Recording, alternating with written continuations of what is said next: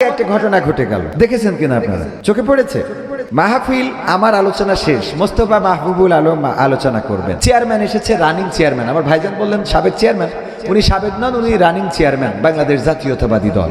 উনি আলোচনার মাঝখানে বললেন, হুজুর আপনি ওয়াজ শেষ করেন, আপনার কাছে আমার প্রশ্ন আছে, উত্তর দিয়ে তারপরে যাবেন। আমি বললাম মাহফিলে তো বড় বক্তা আছে, উনি আমার থেকে আরো ভালো জানেন, তো উনার কাছে প্রশ্ন করবেন, উনি উত্তর দিতে পারবেন। আর আমার যদি কঠিন প্রশ্ন করেন তাহলে আমার তো এলেম কম, জানাশোনা কম। তো সুতরাং আমি যদি উত্তর দিতে না পারি তাইলে যতটুকু সম্মান আছে সেইটুকুই নষ্ট হইবে। কথা কি খারাপ বলেছি?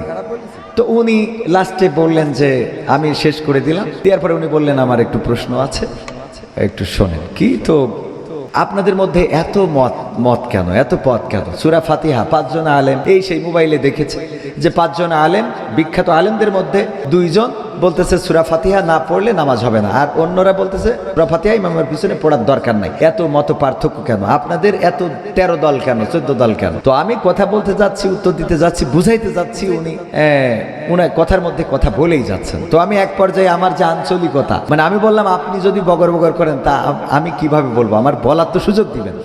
এখন এই বগর বগর শব্দটা ওনার খুব সেন্সে লেগেছে, মাইন্ডে লেগেছে। বিএনপির নেতা, পাশাপাশি রানিং চেয়ারম্যান, তো এই কথাটা নিয়ে উনি উল্টো পাল্টা ব্যবহার করেছেন, যেগুলো আপনারা দেখে থাকতে পারেন।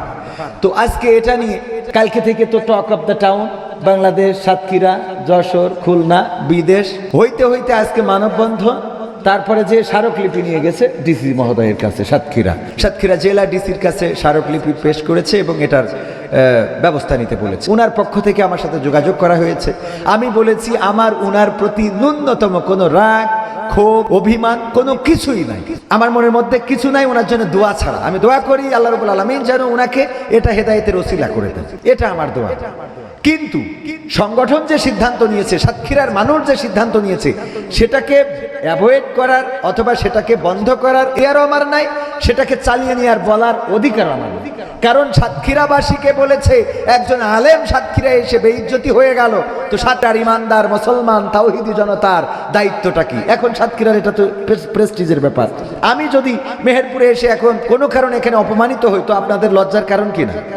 তো এটা লজ্জার কারণ। সেই জায়গা থেকে তারা মানববন্ধন বা প্রতিবাদ সমাবেশ, স্মারকলিপি পেশ যা কিছু করেছে এটা তাদের ব্যাপার। অনেকেই ফোন দিয়ে বলতেছে কবির ভাই কালকে তো আপনি কোনো প্রতিবাদ করেননি, কথা বলেননি, সাউন্ড করেননি, কিন্তু আল্লাহ ইজ্জত বাড়িয়ে দিয়েছেন।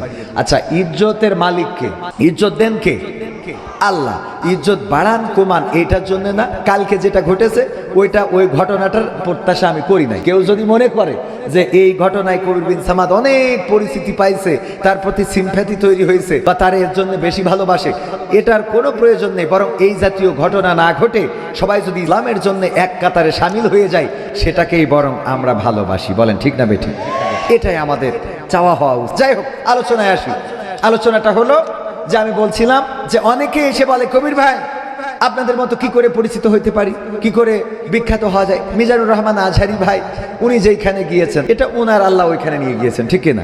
একসময় ছোট ছোট মাহফিলে কথা বলতেন, এদিকে এসেছে কিনা জানি না, আমাদের যশোরে ছোট ছোট প্রোগ্রামগুলো কথা বলতেন। আর এখন উনি যদি কোথাও যান, প্রোগ্রাম ছাড়া গেলেও ওই যে প্রোগ্রাম করেছে তার থেকে 2-4 ডবল লোক এমনিই হবে, ঠিক না বেটি? আমির হামজা ভাই মুহতারাম, আপনার এলাকার সন্তান, উনি একসময় মাহফিল করেছেন, ছোট ছোট প্রোগ্রাম। এখন উনি যেখানে আসেন, আজকে যে লোক এর থেকে অন্তত কালকে 5 গুণ বেশি লোক হবে না? হবে না? তার মানে এই জনপ্রিয়তা কি উনার জন্য হয়েছে না আল্লাহ করে দিয়েছেন?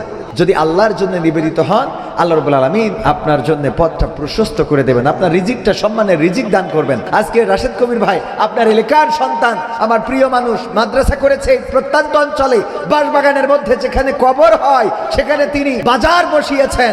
এত সুন্দর যে পরিবেশ উনি করেছেন, বলেন উনার সাথে আজ থেকে 6 মাস আগেও মনে হয় আমার পরিচয় ছিল না। 6 মাস আগে কি পরিচয় ছিল? 6 মাস আগেও পরিচয় ছিল না। 6 মাসের মধ্যে আল্লাহ রাব্বুল আলামিন একটা পরিচয় করে দিলেন। এটা এই পরিচয়, এই সম্পর্ক, সম্প্রীতি গড়ে দেওয়ার মালিক কে? এই সম্পর্কটা যদি জান্নাতে নিতে চাই, তাহলে জান্নাতের পথে হাঁটার দরকার আছে না নাই? জান্নাতের পথে যদি হাঁটতে চাই ভাইয়েরা আমার, আমি বলেছি আমরা আল্লাহর কাছে নিজেদেরকে সমর্পণ করতে হবে।